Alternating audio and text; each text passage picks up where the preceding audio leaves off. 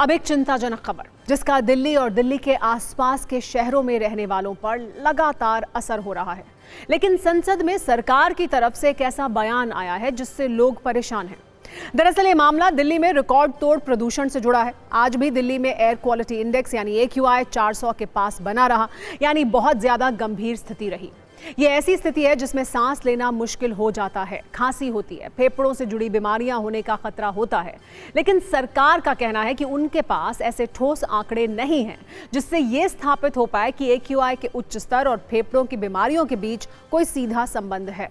हालांकि सरकार ने वायु प्रदूषण को सांस संबंधी रोगों के बढ़ने का एक कारण माना है।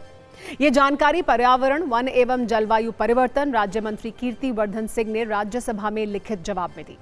बीजेपी के सांसद लक्ष्मीकांत वाजपेयी ने सरकार से पूछा था कि क्या दिल्ली NCR में लंबे समय तक खतरनाक AQI रहने से फेफड़ों की क्षमता कम हो रही है। इस पर सरकार ने कहा कि उनके पास ऐसे ठोस आंकड़े नहीं हैं जिससे ये कहा जा सके कि AQI का लेवल और फेफड़ों की बीमारी का सीधा संबंध है।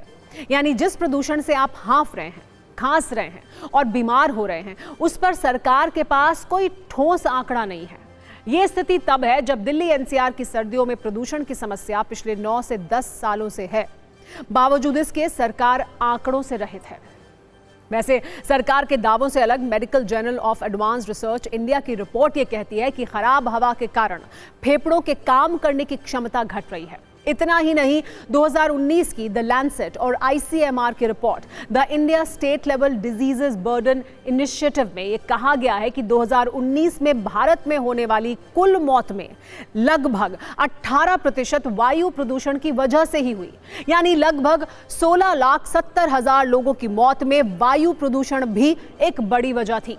जबकि state of global air report 2024 की रिपोर्ट इससे भी आगे जाती है, जिसमें दावा यह किया गया है कि वायु प्रदूषण के कारण भारत में हर वर्ष 21 लाख लोगों की मौत हो रही है। इतना ही नहीं, प्रदूषण के कारण औसत भारतीय की उम्र लगभग 1 साल 70 दिन कम हो रही है। यानी सरकार के पास भले ही ठोस आंकड़े ना हो, लेकिन सरकारी एजेंसी ICMR के आंकड़े सरकार को देखने चाहिए। शिकागो यूनिवर्सिटी की रिपोर्ट तो और भी डराने वाली है, जिसमें यह दावा किया जा रहा है कि वायु प्रदूषण एक औसत भारतीय की उम्र को 3.5 वर्ष कम कर रहा है। दिल्ली NCR में रहने वालों की उम्र में 7 साल से 8 साल या 7 साल से 10 साल तक की उम्र में कमी हो रही है। और यही नहीं, प्रदूषण से होने वाली बीमारियों के कारण भारत को अपनी GDP का लगभग 1.36% का आर्थिक नुकसान भी उठाना पड़ता है। पर्यावरण राज्य मंत्री कीर्ति वर्धन सिंह ये कह रहे हैं कि प्रदूषण और फेफड़ों की बीमारी पर उनके पास ठोस आंकड़े नहीं हैं।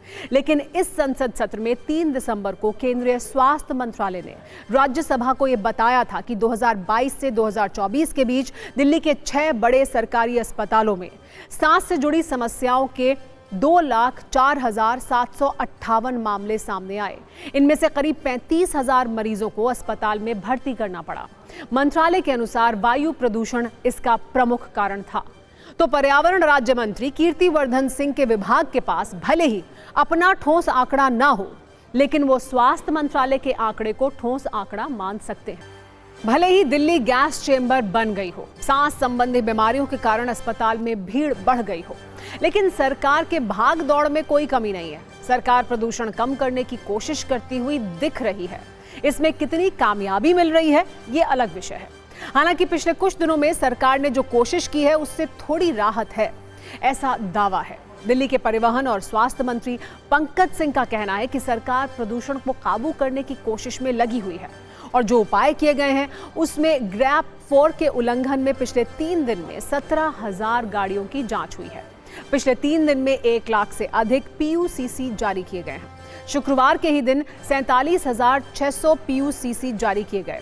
ये एक दिन में अपने आप में एक रिकॉर्ड है। मंत्री ने कहा कि 20 से 25% प्रदूषण ही ट्रांसपोर्ट से होता है।